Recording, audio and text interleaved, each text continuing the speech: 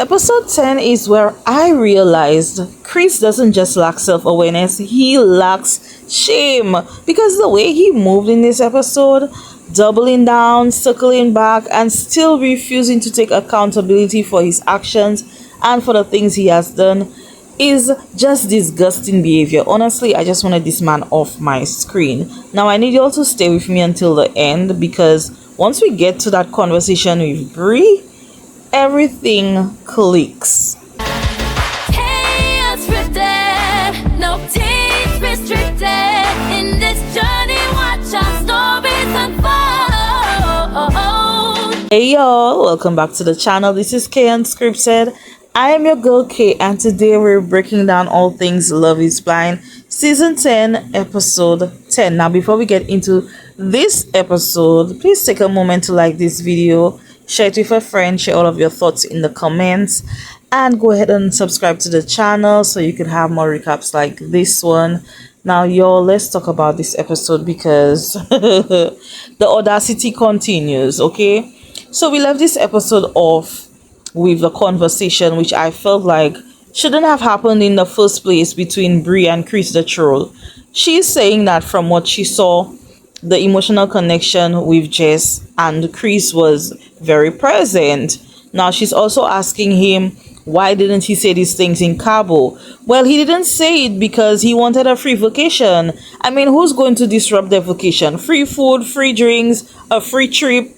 Why are you going to ruin that, right? And we know that's what he was doing. He was just enjoying the trip, right?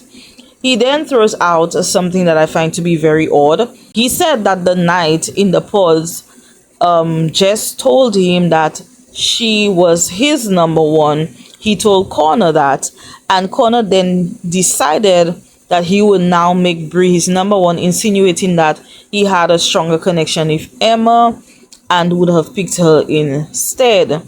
Now, I don't know if that actually happened, but in my opinion, I feel like Emma did have a stronger connection with Connor and not Mike, okay? But we know the only reason why Chris the troll is doing that now is because he wants to try to break up what Bri and Connor has. He's saying that he would have broken off things with Jess then. Well, why didn't you douchebag? Why didn't you do that? You should have done that from the moment you saw her and you know that she wasn't your physical type. You should have just ended things with her.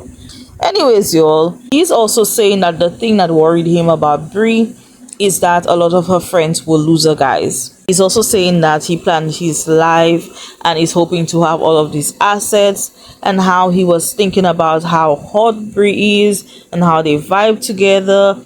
And he said that he kind of regrets, right? He then says, can you be honest with me with your ring on? Are you attracted to me? I can take you to the 4 seasons. That's really luxurious to normal people. Now, I just feel like already the conversation is inappropriate, and she was entertaining it a whole lot, egging him on, talking about, oh yeah, room service, send a rose to Mr. Fusco. Like, what the hell? What is happening? And I was so disgusted when I saw that man stretching out his tongue. He was being super disgusting. I could tell that he's probably extremely wasted too, but I'm just like, send him home. We don't want to see that. Like, what the hell is happening? He now makes his intentions clear to Bri and says that all he sees her as is a potential pounding buddy, okay? All he wants is some pom pom. All the man wants is some pom pom. Bri, you thought he was going to treat you better than Jess? No, he just wants the pom pom. Now, as to why she's still standing there talking to him, I don't know. He makes reference of himself as Andrew Tate. Chris, be so for real. Get that ugly face off my screen and go dip yourself into that ice plunge that you've been talking about. That conversation was extremely disturbing, disgusting, and disrespectful. Oh my goodness. Up next, we see Kia and Kevin, or whatever the hell his name is. He walks up to introduce himself to Kia. They ask him, like, what happened? And y'all, he was so struggling. And Kia's face was like, boy, just get it out. Like, say what you need to say, right? You could tell that she was so turned off by this guy. She was just so disgusted by him. I would be too. He finally says that he had a connection with two women. He then says that Kia is one of the most beautiful women he's ever met, who's helped him to open up his heart. And I just wonder if Tyler was around, if he would be saying that. That would be interesting. She looks so uninterested in that conversation, and she was probably saying in her mind, oh, thank God I dodged a bullet. Girl, you definitely did dodge a bullet, okay? Then we zoom in on a conversation between Priyanka, Alex, and Ashley. Ashley asks how him and Priyanka know each other. And so Priyanka says that they first met in Chicago and then she ran into him in Austin. She also said that he told her he had moved to Austin. He says he did for a little bit, but was between Cleveland and Austin. Now that's important because, again, the math don't be mathing with Alex. He says one thing and it's something else, and he always has an exaggerated explanation that still doesn't make sense. He said he was looking for a place in Austin because he was trying to figure out his lease situation. So Ashley was like, wait, in Austin? I thought you said you were only there to see your ex. Priyanka then says that he was living at the ex's home, who is the travel nurse. Then he's like, oh, yeah. Now at this point, Priyanka seems to know more about Alex than Ashley. Ashley calls him out by saying that the story is very different from when he told it to her the first time. He said he went to a race to see the ex, right? So Priyanka then says, oh, so she wasn't on an assignment, because the way it seemed like you said she was on an assignment, meaning that she was out of town and he was living in her apartment. So he's like, correct, which means that she was not on an assignment, but she was present. So that was kind of confusing, and I'm just like, can you please get your lies correctly? Because if you tell the truth, you don't need a good memory, says Judge Judy, and she's proving it all the time.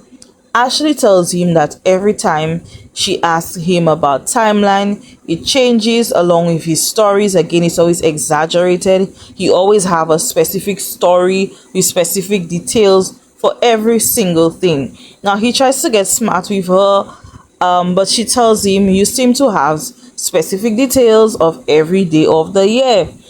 We also learn from his lies that he actually flew from Austin to wherever they would have been filming for the pause, which is not what he told Ashley. In the beginning, he said that he flew from Cleveland. Okay, so the stories are very conflicting. It's not adding up. It's not making sense. So it's definitely giving he broke up with the ex and went on to the show, or they were actually still sleeping together and he left from there to go film for the show, right? Now, the more she kept on questioning him, baby, she pulled a page from her daddy's book. She was asking him all of the relevant questions, okay? He was being interrogated. He got mad as hell, and he had the nerve to say, oh, so every time I joke off, I'll let you know. And I'm just like, you are so disgusting. Alex, please go home, pack it up. Wait, I mean, my bad. Why would I say that? He doesn't have a home. I forgot that.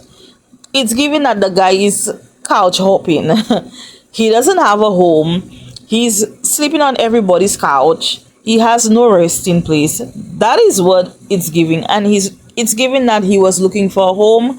He came to the show, tried to fool somebody's child to marry him, only to give him some kind of home to live in. That's definitely what it's giving. Now he's being rude to Priyanka because she called him out and said that the things that you're talking about, you should have brought that to the table, because it's marriage. You have to talk about those things. And he's like, well, isn't it between the two of us?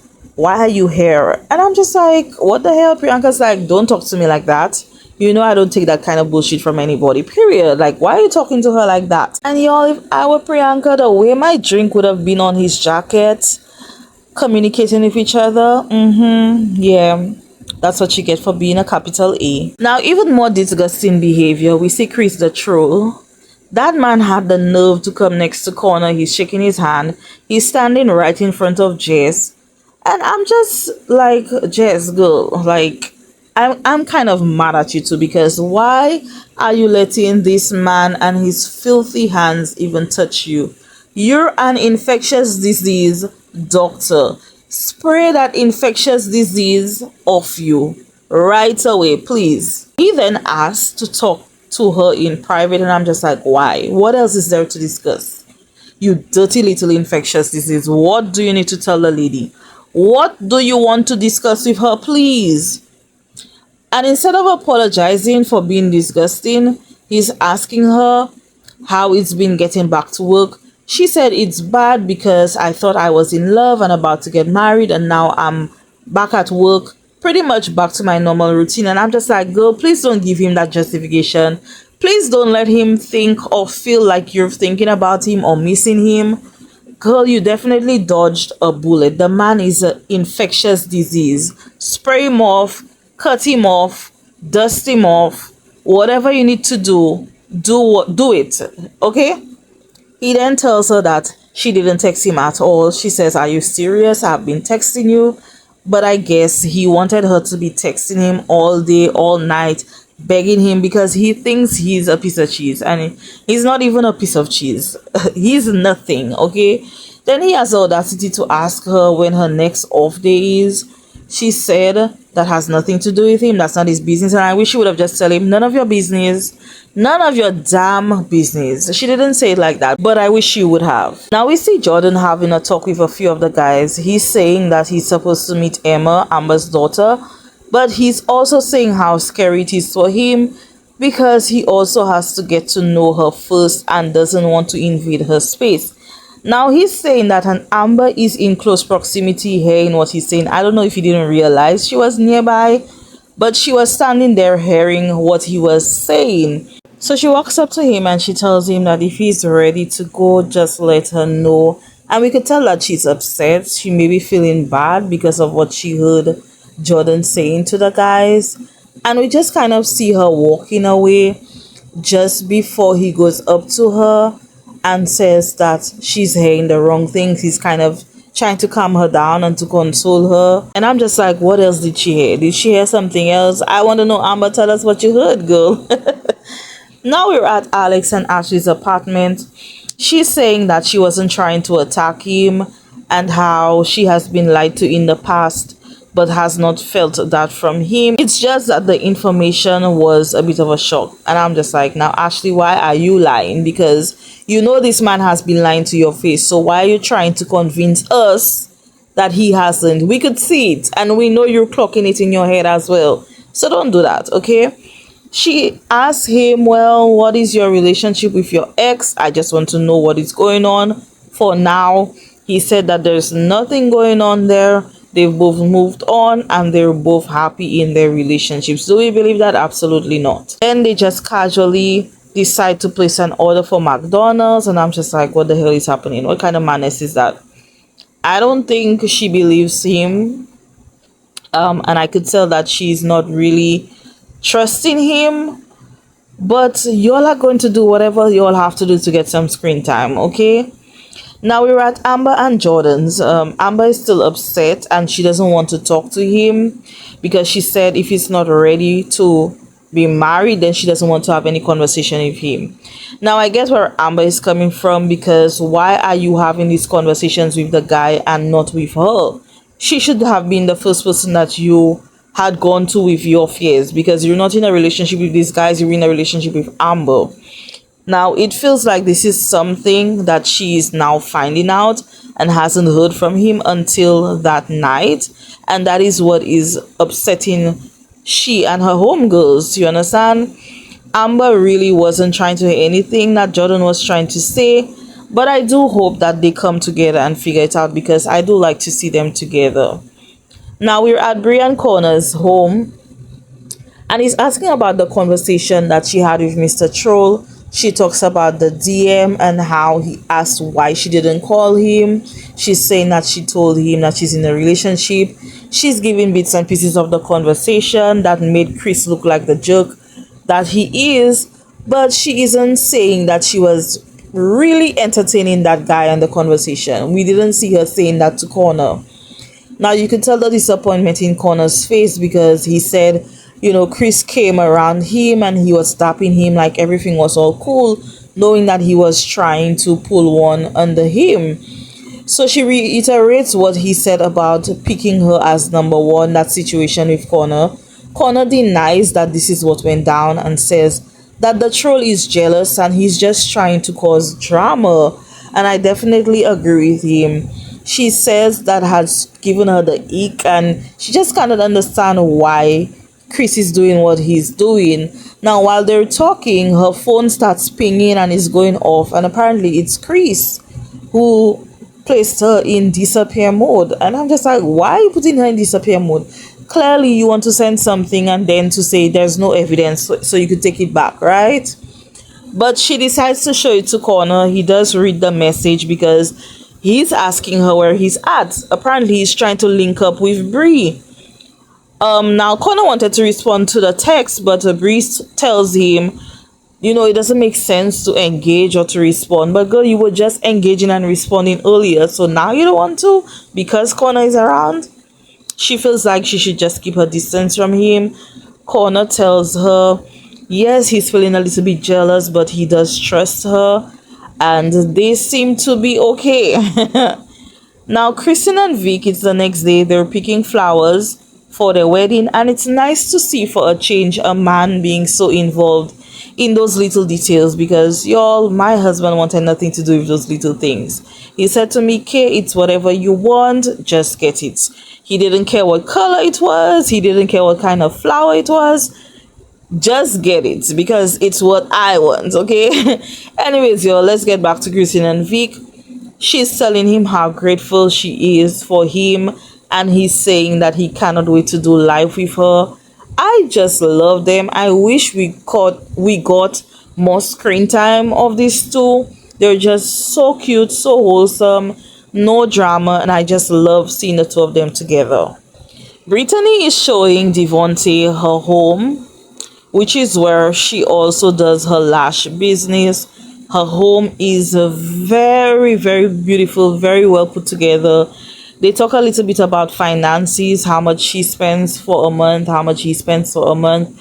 And I think they decide that it would make more sense to moving to her home because it's more expensive for Devontae. But I don't know, y'all. It just seems like every time he's around Brittany, he doesn't want to be there. It looks like he's forcing himself to touch her, to hold hands with her, or to even be in close proximity with her. Is it just me, or do y'all peep that as well? Because that's what it's giving, right? Up next, we see Connor, who's meeting Bri's dad and some of her family members. And from the looks of it, it seems like the meeting went really well. Now we're back at Amber and Jordan's, and apparently Amber has been giving the man the silent treatment. She has no words for him, okay? Now, when she walked into that room, I'm just like, girl, why are you walking into that room with that same outfit? Do you not have other outfits, Amber? What is going on? Why do you have the same dress? Why are you recycling these dresses, Amber? Please let me know what's going on with you, girl. Anyways, she tells him that she understands his position with wanting to meet Emma, her daughter, but him opening up to Vic and the other guys before her and even sharing that information with her, that made it seem like, he trusted the guys more, and she thought that they had more of an open communication with each other. She tells him that she just wants him to be honest, if it's about the child that he has fears about, so that they could deal with it, or if it's because he's not really feeling her like that. She really needs to know. She needs for him to be upfront. He says that he does genuinely love her, but his concerns are not meeting the child, but it's about building a connection with her. Amber says that she totally understands his position, but wants to know when he started feeling those things. And Jordan thinks that the child just wouldn't like him. I don't know why he keeps feeling that way, because again, his nieces and nephews already see him as the fun uncle. So I just feel like he can bring that same vibe when it comes to Emma, and slowly, they will have the connection together. Now, clearly, Amber has some trust issues when it comes to men. We've seen it, we've heard her say it, because I feel like she was a little bit blindsided by Jordan's conversation. and she's not really trying to hear him or anything he has to say at this point. She said that she's usually in fight or flight mode, but she's shown up, which shows that she still cares for him and she does trust him and wants to work on their relationship. The poor guy hasn't had anything to eat all day because he's just so torn. His amber is not there to make him his waffles, right? But they do end up apologizing to each other, and I'm just really glad they sorted it out because I like them together and I feel like they have something really good going on. So it's now 7 days until the wedding, and this is the point where we see both the guys and the girls, the guys picking out their tuxes and the girls picking out their wedding dresses. But before they do so, Connor is filling in the guys on what went down with Chris trying to scoop Bri from him, right? Connor said, oh, he thought he was going to steal her from me. Buddy, you're 5'6". And y'all, the way I screamed when Connor said that, I'm just like, yes, Connor, get him. Get his behind, okay? Go sit your short behind somewhere else. Then we see Nicholas Shea walking in and telling them that they're close to walking down the aisle. We also see Vanessa with the girls talking about them picking their dresses. Well, except Brittany, because you all remember she did buy her dress before the experiment started. So each of the girls try on their dresses. They try to find the perfect dress for them. We also see the guys doing the same with their tuxes. And I mean, all of the girls picked really pretty dresses. Well, in my opinion, except Bri. Her dress was really plain and simple. It looked more like an evening gown, but that's just my opinion. But if she loves it, that's all that matters. But y'all, this is where the episode ends. Tell me all of your thoughts on this episode. There was so much to discuss with the Chris and the Bri of it all. And what do you feel about Amber and Jordan? Do you think they're going to make it? Share all of your thoughts with me below in the comments, and I'll meet y'all there. And while you're at it, just like the video, subscribe to the channel, and I'll see y'all in the next one. Bye.